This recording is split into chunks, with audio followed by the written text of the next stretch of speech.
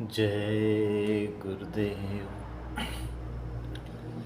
ये परम सत्य है कि अगर हमारे ज़िले के सभी जिम्मेदार, प्रदेश के सभी जिम्मेदार नहीं भटकते तो मथुरा में जो सरकार ने खेल खेला कुछ चंद गुरु भाइयों के साथ मिल कर के, वो खेल कभी नहीं होता।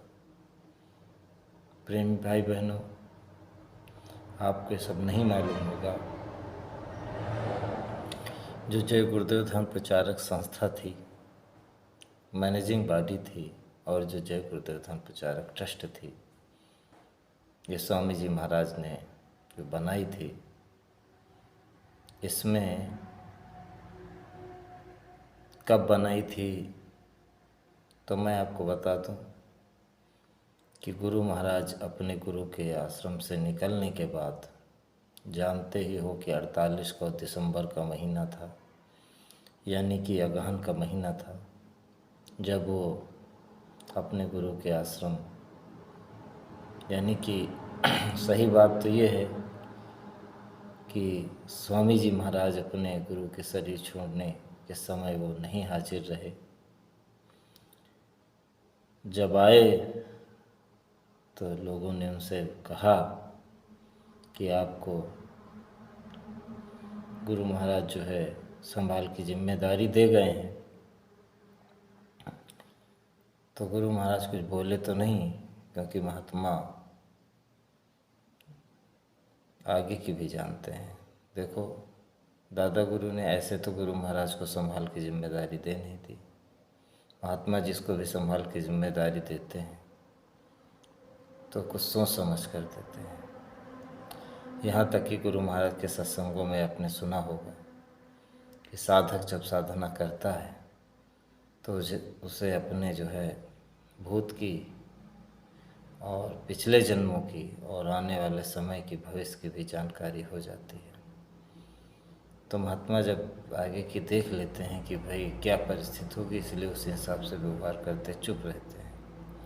तो गुरु महाराज खैर, जो हुआ कि दादा गुरु का संस्कार हो गया था, यानी कि दादा गुरु गृहस्थ में थे और गृहस्थ को अग्नि दाह जो किया जाता है वो हो गया था। और उसके बाद फिर ये है कि जब वे कानपुर से लौटे अपनी गुरु बहन को भेज करके स्वामी जी, तो पैसेंजर ट्रेनों का ज़माना था, तो यानी काफ़ी समय हो गया। और यहाँ पे समझ लीजिए कि जब जिस कुटिया में, कमरे में बैठ कर के ये गुरु के पास लेटते थे या भजन करते थे, उसमें जब दर्शन के लिए जाने लगे तो चंद्रमा जात चाचा चंद्रदास ने बहुत तेज से डांटा कि वहीं चौखट से प्रणाम करके चले जाओ और इधर कभी मत आना।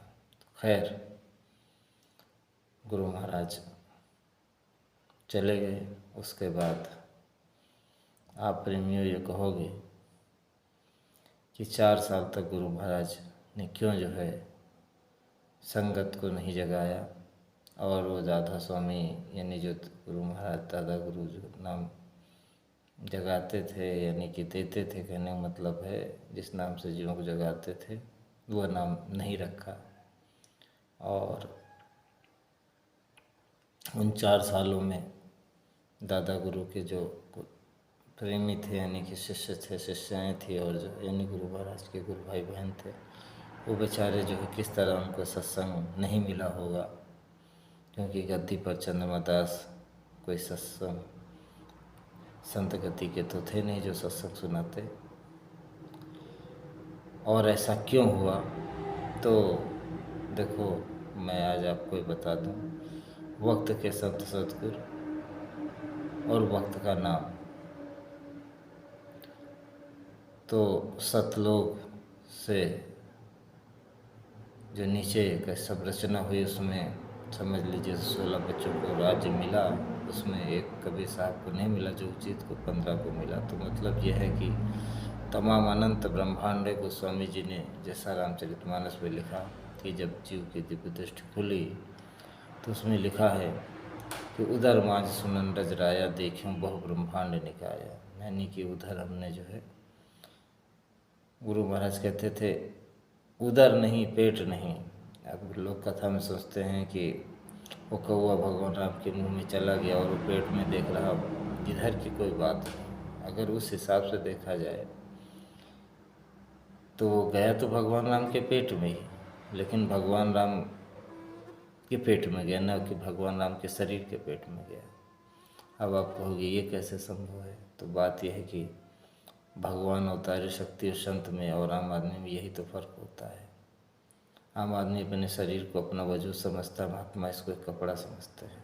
तो जैसे भाई एक आदमी है जो कपड़े को कपड़ा समझता है, कपड़े को ही वजूद समझता है, तो अंतर तो है ही है। तो जो शरीर था भगवान राम का, उसमें जो शक्ति आ रही थी वो उसका नाम भगवान राम था, और वो जो जिसको हम भगवान राम कहते वो तो भगवान राम का शरीर था।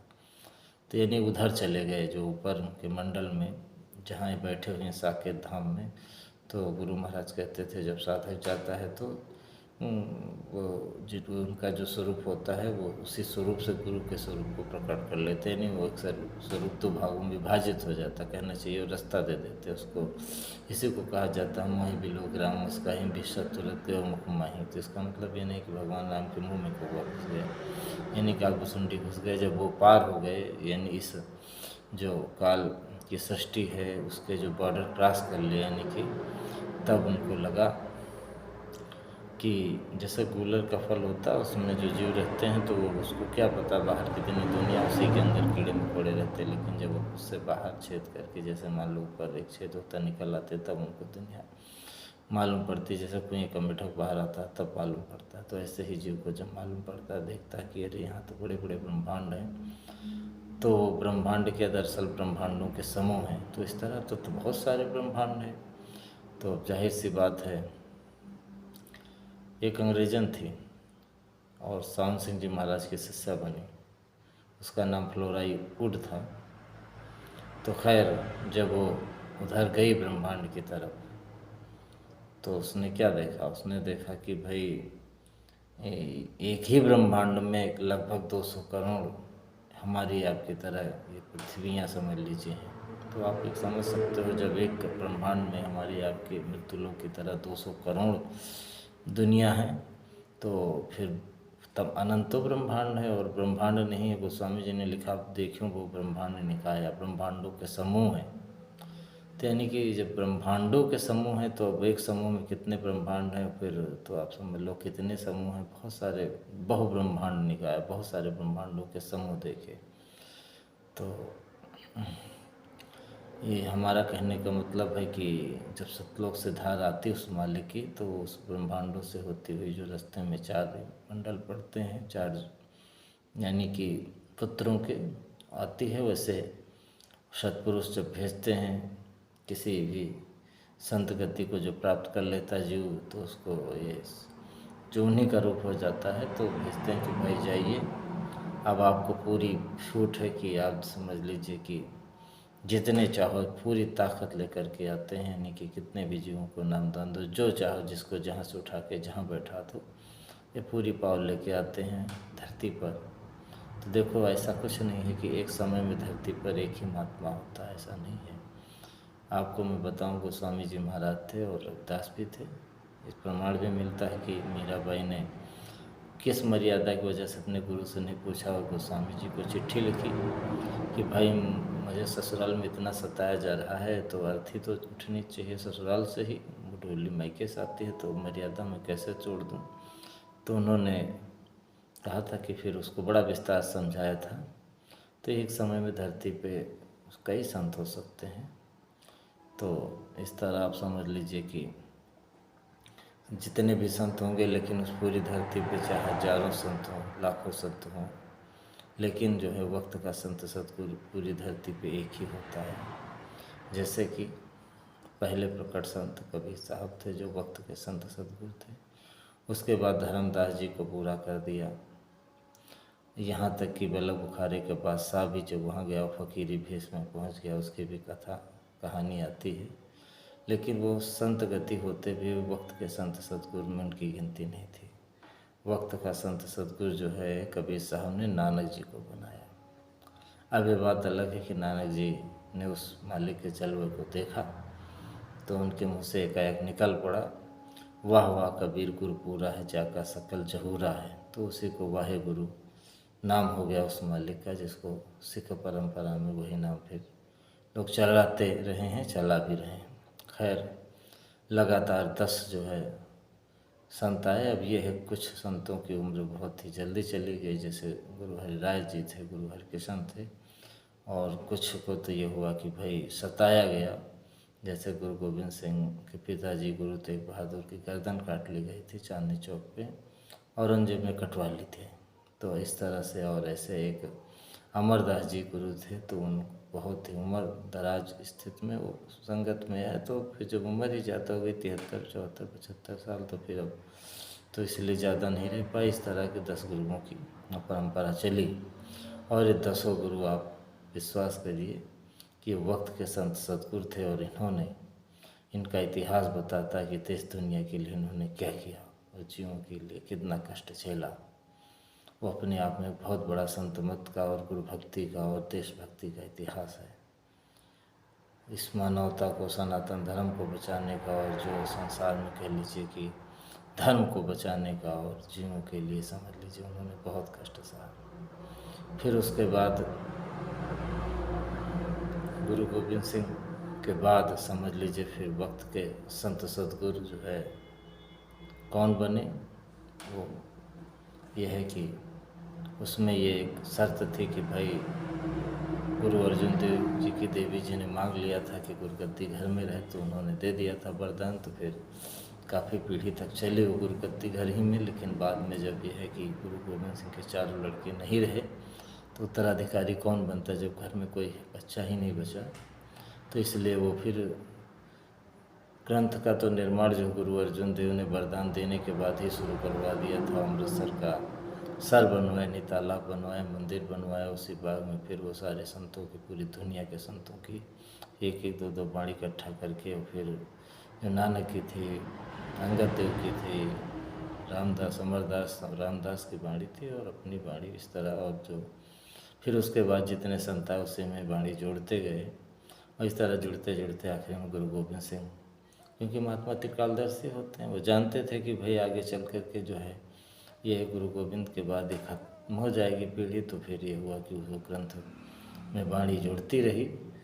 अर्जुन सिंह ने पहले वाले संतों की जोड़ी, उसके बाद अपनी जोड़ी, फिर जितने भी संत आए वो अपनी जोड़ते गए, और गुरु गोविंद सिंह ने भी अपने वचन उसमें जोड़े। संतों की बाणी तो बहुत है, नहीं गुरु अर्जुन देव की बहुत है और नहीं संतों की, लेकिन ये है कि अब ये पूरी तो उसमें बाणी नहीं जुड़ी है, उसमें न नानक की पूरी, उसमें थोड़ी थोड़ी बाणी, एक एक दो दो सब संतों की बाणी है। तो फिर उसी को यानी एडिट होता रहा, एक तरह से आप कह सकते हो। गुरु गोविंद सिंह ने उसको फिर अंत में कह दिया कि इसी को गुरु मानिए ग्रंथ, तो ग्रंथ को एक मानिए ना गुरु। तो ये है कि गुरु की बात मानना, मतलब ये था। खैर, अब गुरु को मानना, गुरु की मानना, ऐसे ही कोई भी ले लो, ग्रंथ की बात, रामायण की बात ले लो, रामायण को मानना, रामायण की मानना, या माता पिता को मानना, माता पिता की मानना, ऐसे तमाम।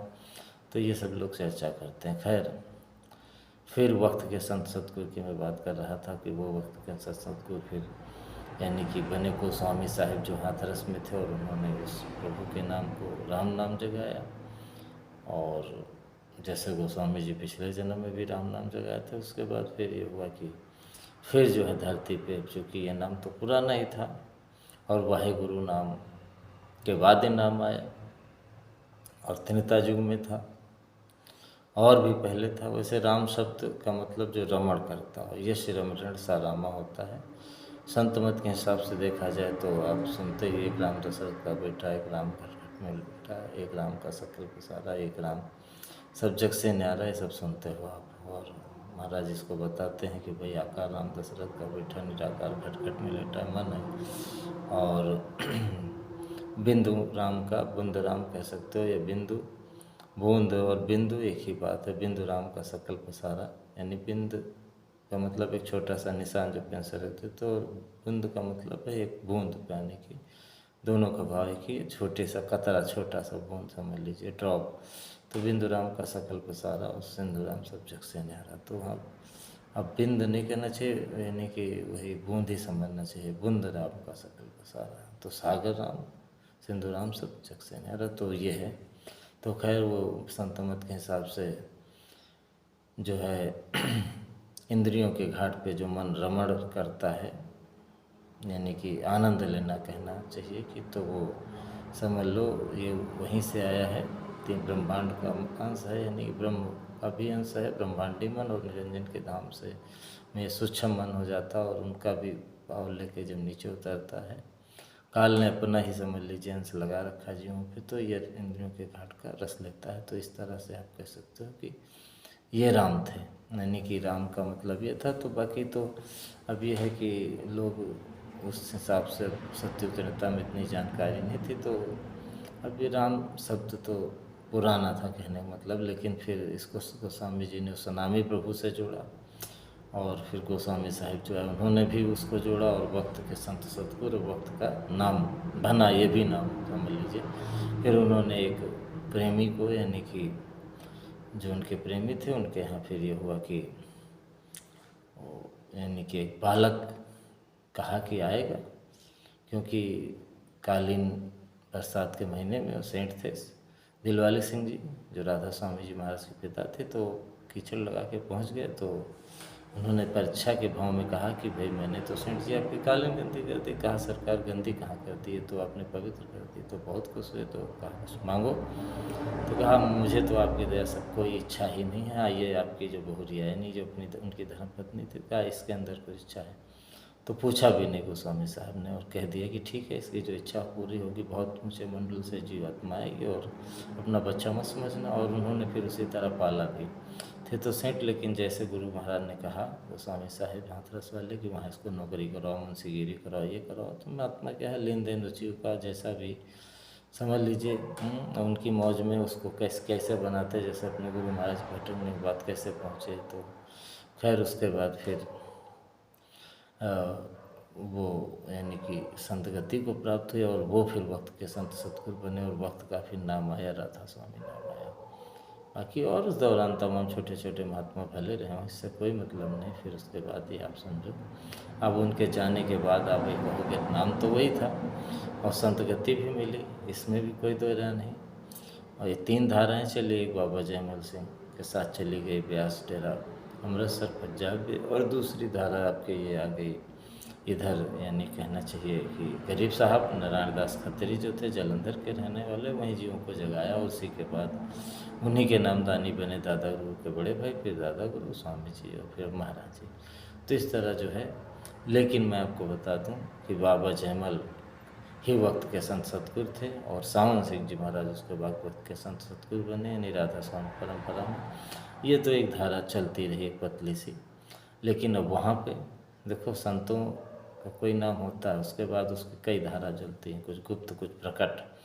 और यही तो उस मालिक का खेल है कि जहाँ पे प्रकट धारा होती है, और वहाँ जब दुकानें लगती हैं, तो कोई गुप्त धारा में कोई जीव भेज दिया जाता है, जीव प्रकट हो पैदा हो जाता है, कि जो वहाँ पे संत मत का विस्तार करता है। तो ऐसे समझ लीजिए कि अब किसी की निंदा बुराई में क्या पड़ना।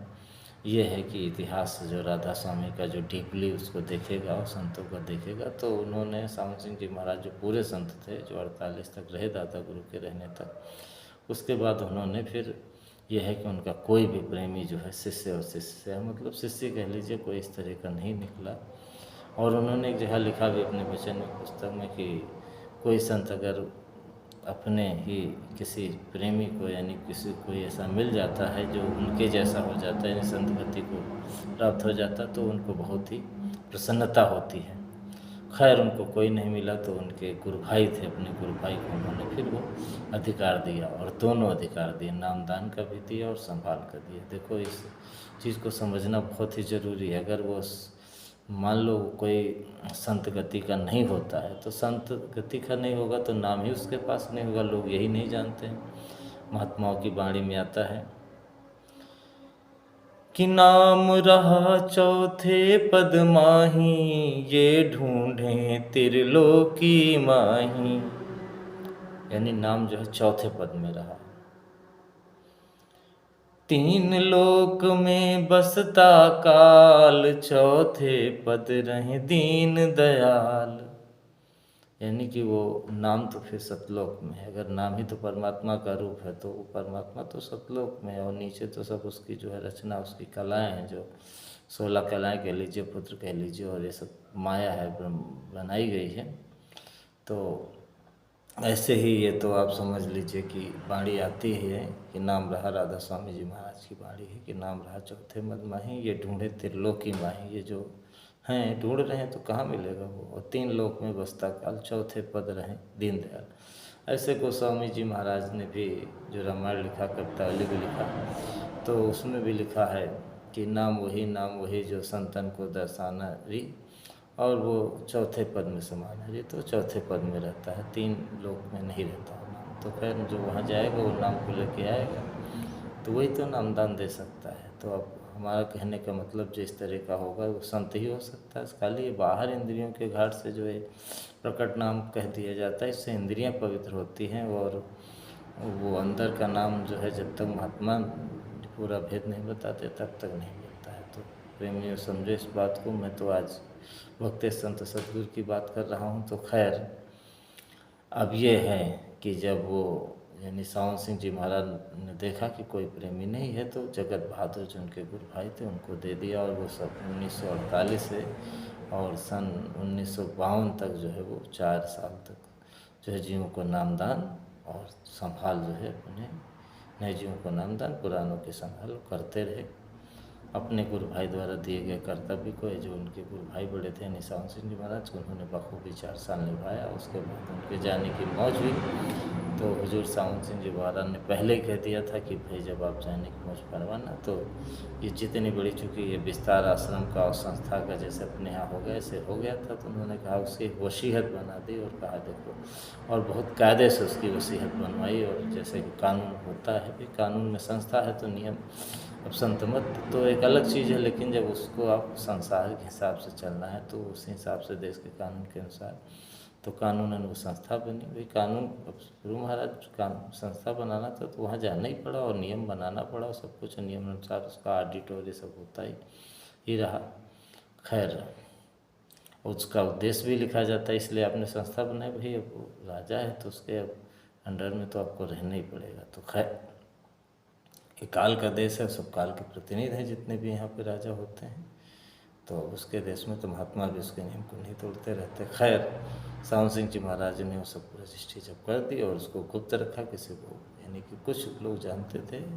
और जब ये हुआ कि उनका जगत बहादुर का शरीर छूटने का समय आया, तो उन्होंने चरण सिंह को जो वसीयत किया था, जो कि उनके हुजूर सावन सिंह जी महाराज के बड़े लड़के हरवंश के जो है लड़के थे, तो उनको हैंड ओवर किया। लेकिन अब जितना भी इतिहास राधा स्वामी की पुस्तकों में मिलता है और जो भी मिलता है वो यही बताता है कि भाई उन्होंने ये नहीं कहा कि आप जो है फिर नाम दान दोगे, उन्होंने कहा संभाल करोगे आप संगत की। ये जो विस्तार हो गया आश्रमों का और इसका उसका जो भी है, हालांकि वो बताते हैं कि वो जब भी जगत बहादुर का शरीर यानी कि जब इनकी चिता चल रही थी तो वो आए, अब गृहस्थ में थे जगत बहादुर, तो जगत बहादुर या जगत बख्श भी कहा जाता है उनको, गुरु भाई थे सावन सिंह जी महाराज के। तो वो समझो कि संगत उनको प्रणाम करने लगी। अब उनको बड़ा अजीब लग रहा था, देखो आज तो उल्टा मामला हो गया, आज तो ये हो गया कि हम ही को गद्दी मिल जाए। उस समय था गद्दी दे ही दी गई थी, यानी कि वो एक समझ लीजिए बाबा थे उनके सावन सिंह जी महाराज और शरीर के रिश्ते से, लेकिन वो भाग गए। तो 3 बार आश्रम में ज़बरदस्ती भागे, अंत में खैर उनके ऊपर दया हुई, कुछ उनको लगा हुआ, लेकिन यह है कि उनको नामदान देने का अधिकार उन्होंने नहीं दिया था, ना तो जगत बहादुर ने दिया, ना तो सावन सिंह जी महाराज रजिस्ट्री में दे गए थे। तो सावन सिंह जी महाराज बहुत ही विस्तार से उसको बताते हैं कि जब कोई भी उस तरह का संत गति का नहीं होता है, संत के जैसा नहीं बन पाता है, तो उनको दुख तो होता ही है, और जब बन जाता है तो बड़ा वो सौभाग्यशाली अपने को संत समझता है जो अपने जैसा कोई उनको यानी सही छोड़ने के पहले मिल जाता है। उनको तो पता होता है हमको कब सही छोड़ना है। खैर फिर क्या करते हैं, मजबूरी में किसी ऊंची कमाई वाले को संगत की रहनुमाई के लिए और अगुवाई के लिए या दिशा निर्देश के लिए वो चलाने के लिए समझ कह सकते हो कि संभाल के लिए, यानी संभाल का मतलब है कि भाई भजन करवाएगा, बस इतना है। लेकिन नए जीवों को तो नामदान देना आसान है। अरे काल जो 3 लोक का राजा है वो आपसे डरेगा?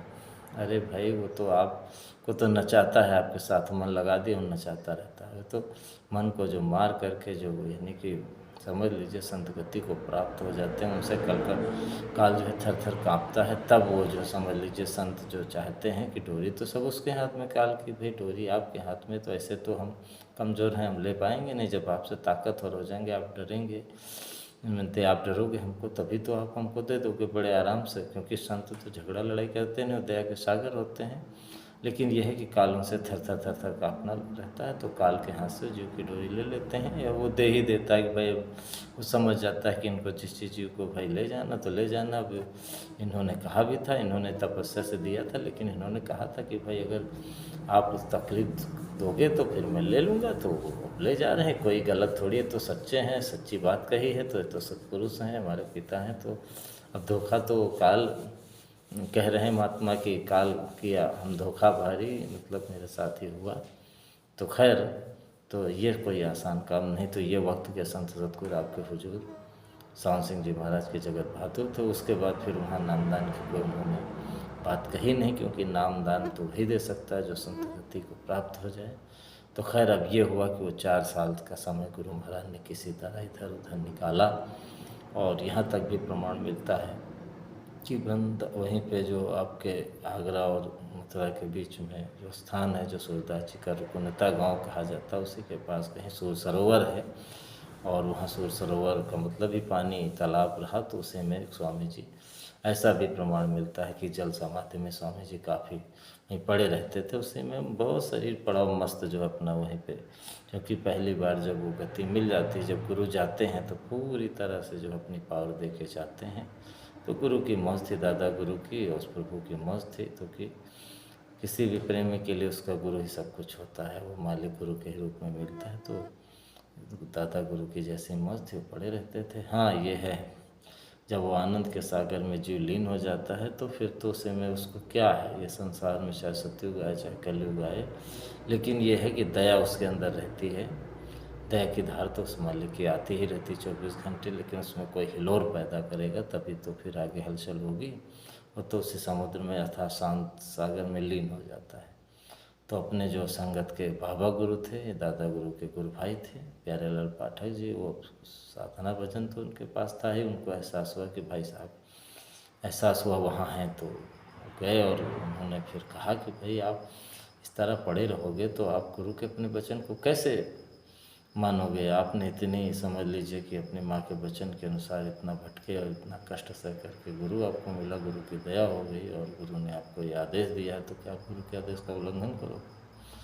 तो गुरु महाराज ने फिर धीरे से उसकी फिर योजना बनाई। बड़ा लंबा इतिहास है। उसके बाद फिर कहने का मतलब है, फिर जय गुरुदेव नाम को उन्होंने प्रचार करना शुरू किया। तो इस तरह वक्त के संत सतगुरु फिर गुरु महाराज बने जगत बहादुर के बाद। अब मैं ये नहीं कि मैं राधा स्वामी कोई टीका टिप्पणी कर रहा हूँ उस पंथ की, लेकिन यह है कि गुरु महाराज फिर वो वक्त के संत सतगुरु की धार वहाँ से इधर आ गई। फिर उसके बाद जो है आपको पता है, गुरु महाराज को पूरी छोटी थी, तो कहते भी थे खुला कि जितने भी जीव चाहें बैठ जाएं, फिर भी जो है जगह रह जाएगी, यानी एक सीट खाली ही रहेगी। यानी कि मेरे पास इतना नाम का इतना बड़ा जहाज़ है, गुरु महाराज कहते थे। तो खैर ये तो समझ लीजिए कि वक्त के संत सतगुरु की गति होती है। उसके बाद फिर यह वक्त का संत सतगुरु कौन होगा, तो प्रेमी कितना भटक गए। गुरु महाराज की कितनी वाणियों का तर्क वितर्क उतर करते हैं, और बड़ा स्पष्ट करके गुरु महाराज ने कह दिया था कि वो फिर आगे वक्त का संत सतगुरु कौन होगा। ये तो छोटी मोटी बात है कि आश्रम से हटना, नई जगह आश्रम बनाना, और ये तो सभी संतों में, और तो नानक की हर गद्दी में हुआ, सब बहुत संतों के हुआ। अक्सर लगभग 99-90% संतों के साथ ये होता है। एक आधी संत कोई अपने गुरु की गद्दी पे चल पाता है, नहीं तो लगभग सब हटते हैं। तो खैर ये तो छोटी मोटी बात है, प्रेमी बस उसी बात को लेकर के परेशान है। और गुरु महाराज ने जो एक बात कही थी कि वो जब महापुरुष आएगा तो वक्त का संत सतगुरु वो कैसा होगा, तो उसके लिए देखो मैं आपको उन्हीं की वाणी जो है गुरु महाराज की आपको बता रहा हूँ। उसमें गुरु महाराज ने कहा था कि वो महाबली होगा, यानी कि वैसे तो संतों ने कभी शासन नहीं किया, और देखा जाए तो फिर हमेशा किया, क्योंकि अगर वो अपना जो है अनुशासन छोड़ दें और राजा के ऊपर जो है छोड़ हट जाएं तो फिर राजा निरंकुश हो जाएगा, और निरंकुश राजा क्या करता है, उस राज्य को नष्ट भ्रष्ट कर देता है, क्योंकि उसके साथ मन लगा हुआ है। तो कुछ लगाम हमेशा महापुरुषों के पास रही। गुरु महाराज कहते थे राजनीति तो महात्माओं ने नहीं किया, लेकिन महात्माओं ने ही राजनीति को पैदा किया। तो इस तरह से हमको हमेशा राजगुरुओं का रहा। राजगुरु शब्द, जब गुरु का राज से मतलब नहीं तो राजगुरु शब्द कहाँ से आया। तो राजगुरु देखो वशिष्ठ जी थे, हमेशा रहे, राम कितने पीढ़ी तक रहे, समझ लीजिए शुरू से आदि से लेकर के सतयुग से लेकर पूरा सतयुग में समझ लीजिए कि 17,28,000 साल का रहा, पितृता के अंत तक रहे। तो ऐसे ही कृष्ण के भी वंश में वास्तु जी के वो गुरु थे, कहने का मतलब उनके जो वो आपकी वो लड़की थी गर्गाचार्य जी की सुशीला, जिससे वो सुदामा जी की शादी हुई थी। तो हमेशा जो है राजगुरु रहे। तो गुरु महा और भविष्यवाणी भी आगे संत युग आएगा, संत राज सुख वर्ष आएगा। आप पढ़ते हो उसमें रविदास साहब की रामायण में आता है कि संतों का राज आएगा, संत राज सुख वर्ष आएगा। संत राज का मतलब संतों का राज होगा, तो फिर संत राज होगा तो फिर संत राजा होंगे, तो संत शासक होंगे, कहने का मतलब है। उसमें अब वो ऐसे थोड़ी रविदास साहब ने लिख दिया कि संत राज सुख वर्ष आएगा, तो संतों के राज में सुख वर्षेगा। तो गुरु महाराज ने जो है, अब बहुत लोग मेरी इस बात से असहमत भी हो सकते हैं कि भाई संत कभी राज करते नहीं, लेकिन अब रविदास साहब ने लिखा कि भाई संत राज सुख वर्ष आएगा। तो खैर देखो, उसी को राजा कहिए, उसी को शासक कहिए, एडमिनिस्ट्रेटर कहिए। और ये सभी भविष्यवक्ताओं की बाणी है, रविदास की ही क्या, सारे जो जितने भी संत महात्मा हैं, तो गुरु महाराज ने भी उसके बारे में कुछ कहा है। तो क्या कहा है, कहा था गुरु महाराज ने, आ रहा है शासक महाबली, नभ के तारे तुम झुक जाओ, स्वागत में उसके थाल सजा, सूरज चंदा तुम रुक जाओ। अब जो गुरु महाराज की वाणी है, तो सूरज चंदा कैसे रुकेंगे, तो खैर समय बताएगा। राम जब आए तो वहाँ भी लिखा हुआ है कि मास दिवस कर दिवस भा, मरम न जाना कोई, रवि समेत रथ समेत रख था क्यों, निशा कौन भी दो। तो 1 महीने रब रुक ही गए थे, 1 महीने का दिन हो गया।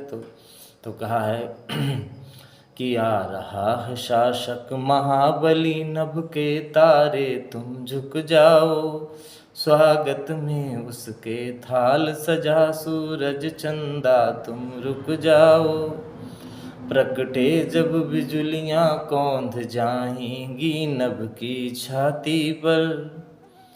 तो मैं आपको बता दूं, वो ऐसे प्रकट होने का मतलब होता है कि ये नहीं कि अभी धरती फाड़ के होगा, निकलेगा आसमान से निकलेगा, यानी कि वो अपना जलवा कब दिखाएगा, जब एटम बम चलेंगे। और जब जो है आसमान पे जो है, जब एटम बम चलेंगे तो क्या होगा, जैसे बिजली जितनी चमक होती है, प्रकटे जब बिजलियाँ कौन जाएंगी नभ की छाती पर। नभ की छाती पे एक बिजली नहीं, जब कई बम चलेंगे और ये लगेगा बिजली चमक रही, बिजलियाँ चमक रही, कौंध रही हैं, जैसे कि अभी देखा होगा वो कौंधती हैं बिजलियाँ। जब ज़्यादा वैसा महीना आता सावन भादों का, तो इधर से बीज कमती, उधर से बम कमती है।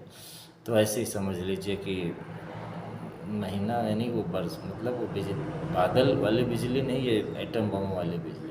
तो प्रकट हो जाएगा। और गुरु महाराज ने कहा वो महात्मा पुल की तरह उस एटम बम को उतार लेगा। अभी तो सब परीक्षा होनी है, अभी तो सब भग जाएंगे जितने नकली ढोंग ढकाड़ा बनाए हुए हैं। खैर, प्रकटे जब बिजुलियाँ कौंध जाएंगी नभ की छाती पर, दर्शन पर भीड़ टूटेगी जैसे परवाने बाती पर। तो देखिए, गुरु महाराज ने भी कहा था कि जब वो महापुरुष आएगा तो दुनिया के सारे राष्ट्राध्यक्ष और सारे जो है सेनापति उस महापुरुष के चरणों में घुटने टेक देंगे। और एक वचन गुरु महाराज का याद करो, उन्होंने कहा था कि ऐ दुनिया के लोगों, अगर तुमको यह कि तुमने मैंने भारत को गुलाम बनाया, वैसे तो भारत सत्युक्त नेता गाँवपन में पूरे विश्व पे राज था। राज क्या था, अनुशासन था, बाकी वो कभी गुलामी जैसी भावना नहीं थी। यानी धर्म से लोग चलें, जो सृष्टि का नियम है, क्योंकि अगर कहीं भी धरती पे अधर्म होगा तो धरती तो एक ही है, नाव में कहीं बाहर होगा तो फिर वो हिलेगी, तो दूसरे भी छोर पर भी उसका असर आता है। इसलिए महात्मा यानी कि जो यहाँ पे अंकुश लगाए रहे राजाओं का, और राजा जो चक्रवर्ती थे उसका मतलब भी था पूरी धरती पे राज करने वाले, जैसे आपके रामायण में आते हैं सकल अवनि मंडल तिहि काला, एक प्रताप भान महिपाला। मही माने पूरी धरती होगी और महिपाल माने पूरी धरती के राजा कहते हैं। तो सकल अवन माने धरती की, अवन मंडल में जितना पूरी धरती मंडल, जिसको भूमंडल भी कहते हैं, यानी कि पूरी दुनिया में प्रताप भान का उस समय राज्य था। और एक प्रताप भान महिपाला, उन्हीं को यानी महिपाल कहा जाता था उसको, यानी कि पूरी धरती के राजा को महिपाल कहा जाता था। तो ये प्रमाण मिलता है सतयुग त्रेता द्वापर में। अब ये है कि हमको आपको इतिहास में सिर्फ विश्व विजयी एक ही बताया गया सिकंदर, बाकी तो सतयुग में जितने सतयुग द्वापर में सब में समझो भारत का ही राज्य रहा। तो ये है कि गुरु महाराज ने कहा था कि अगर दुनिया के लोगों, यानी कि अब तुमने जो कलयुग में थोड़े दिन जो अभी गुलामी भारत ने देखी है, तो कहा कि अगर तुम चाहो कि सारी दुनिया के देश मिल करके एक साथ पूरे एटम बम से हमला कर दो, तब तुमको भारत की आध्यात्मिक शक्ति का पता लग जाएगा। और वो महापुरुष जो है जो मौजूद रहेंगे उस समय, गुरु महाराज ने प्लेन ही नहीं कहा था, जो महापुरुष मौजूद रहेंगे, मौजूद रहेगा वो उतार लेगा। हो सकता है कि महाराज जी के समय, वो जब समय आए तो महाराज जी ऐसी पावर दे दें कि और भी लोग उस गति के हो जाएं। तो यानी कि लीडर तो लीडर होता है, लेकिन अब यह है कि संत गति एक दो लोगों को मिल जाए तो एक हो जाए, बहुवचन में हो जाए, महापुरुष रहेगा, महापुरुष रहेंगे तो उतार लेंगे। तो खैर वो तो रहेंगे महाराज जी ही हमारे अनुसार। और वो फिर सारी दुनिया के बड़े बड़े सेनाध्यक्ष और राष्ट्राध्यक्ष उसके घुटने टेक देंगे। गुरु महाराज की भविष्यवाणी है। तब भारत जो है विश्व का मुखिया बनेगा, गुरु बनेगा, संविधान बनाएगा, और फिर भारत की संस्कृति लोग मानेंगे, वेशभूषा मानेंगे, खान पान मानेंगे। तो ये सब होगा। एक जगह गुरु महाराज ने कहा कि देखो ये सब प्रेम, सत्य, हिंसा तो सब विनाश के बाद ही आएगा। तो अब ये है विनाश कम परसेंटेज में हो, महात्माओं की भविष्यवाणी तो होनी है, लेकिन उसका असर यानी कम हो, यानी विनाश कम हो जाए। कि महाराज जी ने 2022 में यही कहा कि मैं भविष्यवाणी नहीं करता हूँ, क्योंकि अब ये है कि वो कह देंगे तो होगा। उन्होंने कहा कि कम भी हो सकता है और ज़्यादा भी हो सकता है, दोनों बात उन्होंने कही। असर उसका खैर यानी जो कर्मों का असर जाएगा दुनिया में। अभी कोई ये नहीं कि पूरा उन्होंने भविष्यवाणी कर दी कि नहीं अब की बारी ये सब टक्कर हो जाएगी, सब हो जाएगा। खैर तो प्रगटे जब दुनिया कौन जाएंगी, नब की छाती पर दर्शन पर फिर टूटेगी, फिर जैसे परवाने बाती पर, तब लोग भागेंगे उस वक्त के संत सतगुरु के पास। और फिर क्या कहा था गुरु महाराज ने, त्रेता का मर्यादा पुरुषोत्तम श्री राम याद आ जाएगा। भगवान राम ने सोचा अपने गुरु का, अपने पिता का वचन रह जाए, कुल की मर्यादा रह जाए, और ठीक है मैं जंगल में रह लूँगा। ऐसे ही महाराज जी ने गुरु महाराज के वचन की मर्यादा के लिए कि बच्चों मेरी पगड़ी पे दाग न लगे। एक भी प्रेमी का अगर वहाँ पे शरीर छूट जाता, खून बह जाता, तो यह होता गुरु महाराज की सफ़ेद पगड़ी पे दाग लग जाता। तो जिनको तो गद्दी चाहिए वो कुछ भी करते, वो तो उसका तो उदाहरण मैं स्वयं हूँ। लेकिन गुरु महाराज जी ने इसीलिए दया करके शायद बचाया। मैं तो समझता था कि मेरे पूर्वजन्म के कर्म बहुत खराब थे। महाराज जी ने कहा भी पहले लेन देन था, लेकिन वही सूली का कांटा बनाने वाली बात कि वो बच्चन की मर्यादा को बांध करके पगड़ी पे दाग नहीं लगने दिया, और ये बहुत अच्छा रहा। अब ये है कि फिर समझ लीजिए कि और कुल की मर्यादा यानी संतमत में सब लड़ाई झगड़ा तो नहीं होता भाई। तो संतमत में मार पीट हत्या कत्ल नहीं होता है। तो ये कुल की मर्यादा जैसे भगवान राम ने निभाई, पिता का वचन निभाया, से महाराज जी ने वो पूरी तरह से भगवान राम की तरह मर्यादा उन्होंने भी निभाई। उससे भी एक कदम आगे बढ़ के तब लोगों को जब ये एटम बम उतारेंगे और इनके बारे में सब पता लगेगा कि कैसे ये जो है उत्तराधिकारी थे, कैसे वहाँ से निकले, और कितना जो है अपने को भी, संगत को भी, और जो लोग लालची इनको परेशान करें, यहाँ तक कि उनको भी बचाए। क्योंकि ऐसे लोग थे महाराज जी अगर ना बहुत उनको इस तरह समझाते तो फिर लोग बर्दाश्त आपे से बाहर हो रहे थे। जो गद्दी पे बैठे उनको, उनका भी उनके शरीर का जाने क्या दुर्गति होती, रहता नहीं रहता, खून बहता, तो उनको भी बचाया, सबको बचाया। तो सब बातें जब लोग जानेंगे तब कहेंगे कि भाई, तब याद करेंगे त्रेता का मर्यादा पुरुषोत्तम श्री राम याद आ जाएगा। जैसे भगवान राम जंगल चले गए, तो ऐसे जो है मथुरा रूपी अयोध्या को छोड़ के उज्जैन रूपी जो है जंगल महाराज जी चले गए। और आगे भी गुरु महाराज ने कहा था वो महापुरुष कैसा होगा, जो भक्त का संत सद्गुरु होगा, आगे चल के द्वापर वाला घनश्याम सदस्य सारे जग पर छा जाएगा। तो दुनिया के कोई भी देश हो। गुरु महाराज तो ज़्यादा इधर उधर नहीं गए विदेश, समझो मलेशिया में पेनांग गए, ऐसे ही थोड़ा इधर उधर गए, लेकिन जो है वो सब देशों में महाराज जी दौरा कर रहे हैं और बड़े बड़े प्रेमी जो है बहुत बहुत। वैसे एक जगह दुबई में महाराज जी गए तो कहा उसका तो बंगला ही 250 करोड़ का था। तो ये है कि समझ लीजिए कि आगे उसकी तैयारी होगी, तो वो है समझ लीजिए कि जैसे कृष्ण भगवान लॉर्ड कृष्णा पूरे वर्ल्ड पे छा गए थे और उनके ही समझो इशारे पे सारे समेट के आ गए महाभारत में, और जो है अधर्मियों का विनाश हो गया। ऐसे ही मतलब जो है द्वापर वाला घनश्याम सदा सारे जग पर छा जाएगा। लेकिन गुरु महाराज सबको प्यारे लगे, गुरु महाराज ने जीवों को पकड़ना था। अभी गुरु महाराज जो है अगर वो रूप बना लेते सुधार वाला तो सतयुग आ जाता, लेकिन गुरु महाराज ने जो है ऐसे बने रहे जैसे समझो कि सपने नहीं देखें पर दो साल बस, उसके बाद सुधार।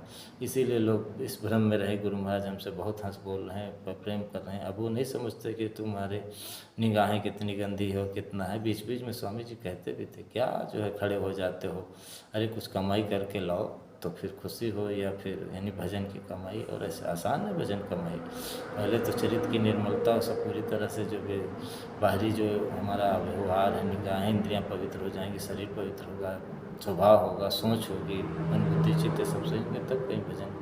तो अब ये कमियाँ तो थी, तो अब ये गुरु महाराज कहते थे, एक आध बार कह दिया, लेकिन जो है हमेशा ये नहीं कि फिर। और ये भी कहते थे भजन करने वालों का चेहरा हमारा बदल जाता है, तो आप समझो। लेकिन ये प्यारे लगे, वो ये नहीं कि थोड़ा सख्ती दिखाते तो लोग सुधारते। लेकिन जो आगे आएगा उस महापुरुष के बारे में गुरु महाराज ने कहा, साधु जन सज्जन को उसका बस रूप मनोहारी होगा, पर दुष्ट समाज द्रोहियों का वो महाकाल भारी होगा। तो देखो, जाकी रही भावना जैसी प्रभु मूरत देखें तीन से, वो तो आनंद के अलावा कुछ होता ही नहीं। जैसे समुद्र नाम कहो चाहे पानी का था जो है मात्रा में पानी कह लो, वो पानी कहो चाहे वही उसकी बस मात्रा ज़्यादा हो गई उसी का नाम समुद्र पड़ गया। ऐसे ही अथाह दया हो गई उसी का नाम प्रभु पड़ गया। तो वो तो दया के अलावा कुछ है ही नहीं। क्षमा दया करुणा प्रेम यही उनके समझो मूलभूत गुण है, और उसके ये अनंत समझो अनंत गुण, इसीलिए उनको कहा जाता क्षमा के सागर, करुणा के सागर, दया के सागर, ये सब कहा जाता, प्रेम के सागर, ज्ञान के सागर, आनंद के सागर, शक्ति के सागर। तो ये सब गुण उनके अंदर अथाह हैं। तो खैर, तो क्रोध तो कुछ नाम मात्र का भी नहीं। तो लेकिन अभी जिसकी जैसी भावना थी, जैसे भगवान राम का ही उदाहरण ले लो, या अपने गुरु महाराज का, कि जब वो गए स्वयंवर में तो जिसको जो भाई जैसा था उसी भाव में उसको देखा, वैसे वो दिखाई भी पड़े। मुहूर्त तो एक ही थी, शरीर तो एक ही था। कहते हैं कि जो जीव बहुत अच्छे थे उनको ऐसे लग रहे थे जैसे हमारा इनसे बड़ा पहले का रिश्ता हो, सगे सजन प्रिय लागे जैसे। लेकिन जो दुष्ट थे उनको तो तेजन प्रकट काल की देह, उनको तो काल के तो समान वो लगे भगवान राम। तो ऐसे ही वो जो है साधु जन सज्जन को उसका बस रूप मनोहारी होगा। जो गुरु भाई हैं जो कि वाकई में जो हैं सज या जो भी दुनिया के लोग अच्छे, तो उनके लिए तो फिर वो क्या होगा, बिल्कुल एकदम मनोहारी होगा उसका। समझ लो कि जैसे कृष्ण भगवान मनमोहन कहा जाता है, पर दुष्ट समाज द्रोहियों का वो महाकाल भारी होगा। महाकाल भारी होने का मतलब ये नहीं है कि काल के अवतार होंगे, लेकिन ये है कि फिर ऐसा वो रूप बनाएंगे ताकि फिर आगे सुधार हो, व्यवस्था हो। सत्युग में नहीं कलयुग की टक्कर के बाद फिर आगे व्यवस्था ही न बनाई जाए सतयुग की, तो फिर उसी तरह स्वभाव कुछ तो बीज रहेगा ना। कल टक्कर में तो कलयुगी लोग जाएंगे, लेकिन जो महाराज जी भी कहते हैं षष्ठ का नियम है कि बीज रहेगा तब। भाई बीज न रहे तो फिर आगे अभी कलयुग तो बहुत लंबा 1000 साल के बाद फिर सत्य कलयुग लगे, तो फिर वो कलयुग का बीज ही खत्म हो जाएगा, तो कलयुग आगे कहाँ से पैदा होगा। तो फिर बीज तो रहेगा, लेकिन अब सत्युग की व्यवस्था नहीं बनाई जाएगी तो फिर वो बड़ी जल्दी हावी हो जाएगा। फिर यानी कलयुग सत्युग की टक्कर में जो कलयुग ख़त्म हो जाएगा और उसका बीज मात्र में रह जाएगा, अंश मात्र में, तो वो फिर हावी हो जाएगा और सतयुग में फिर भी बाधक बनेगा, क्योंकि उसका स्वभाव ही वही है। इसलिए वो जो है तो संत सद्गुरु को उस तरह का रूप बनाना पड़ेगा। पर दुष्ट समाज द्रोहियों का महाकाल भारी होगा। रुतबा उसका ऐसा होगा, पापी सब थर थर कांपेंगे। सुन बड़ी बड़ी ताकत वाले पहले ही रास्ता नापेंगे। ये समझ लीजिए नहीं कि हमारे गुरु भाई जो मथुरा में या कहीं इधर उधर हैं उनके बात लेने, बड़े बड़े देश के अमेरिका और बड़े बड़े जो राष्ट्राध्यक्ष हैं जिनको गरूर है, घमंड अपनी एटम बम, हाइड्रोजन बम और ये सब और तमाम तरह के जो आविष्कार कर रहे हैं, तो वो समझ लीजिए कि सुन बड़ी बड़ी ताकत, जब ताकत देखेंगे कि उंगली के सारे पे एटम बम उतर रहे हैं, तब वो सुन कांपेंगे और जो है बड़ी बड़ी ताकत वाले पहले ही रास्ता नाप लेंगे कि फिर उसके बाद क्या होगा, फिर प्रेरित परिवर्तन होना है। देखिए आप शाकाहारी का प्रचार करो, अब उस पर हम किसी दिन आपको विस्तार से बताएंगे कि शाकाहारी का मतलब क्या, प्रचार करने का अधिकार किसको है, वो सब बहुत आपको कहा है, लेकिन ऐसा तो कोई नहीं कह दिया कि भाई ऐसे प्रचार करो, किसी के अगुवाई में करना, किसी के संभाल में करना, किसी के देख रेख में प्रचार करना। जैसे बच्चा को समझ लीजिए किसी के देख रेख में कोई बड़ा काम करना होता है, शाकाहारी क्या होता है। और हम अभी महात्माओं की वाणी से फिर बताएंगे शाकाहारी का पूरा विस्तार से। तो ऐसे शाकाहारी प्रचार आप करके सत्य में नहीं ला सकते, समझ लीजिए जैसा आप सोच रहे हो, उसका संतों की वाणी का मतलब उसका कुछ दूसरा है। तो आप समझो कि साधु जन सज्जन को उसका बस रूप माना हारी होगा, पर दुष्ट समाज द्रोहियों का वो महाकाल भारी होगा, रुतबा उसका ऐसा होगा, पापी सब थर थर काँपेंगे, सुन बड़ी बड़ी ताकत वाले पहले ही रास्ता नापेंगे। तो परिवर्तन तो होगा, लेकिन प्रेरित परिवर्तन होगा। गुरु महाराज ने कई जगह लिखा परिवर्तन तो होगा पर प्रेरित परिवर्तन होगा। एक भी एक पाड़ी आती है और यहाँ भी है कि प्रेरित परिवर्तन होना है, मालिक की ऐसी मर्जी है।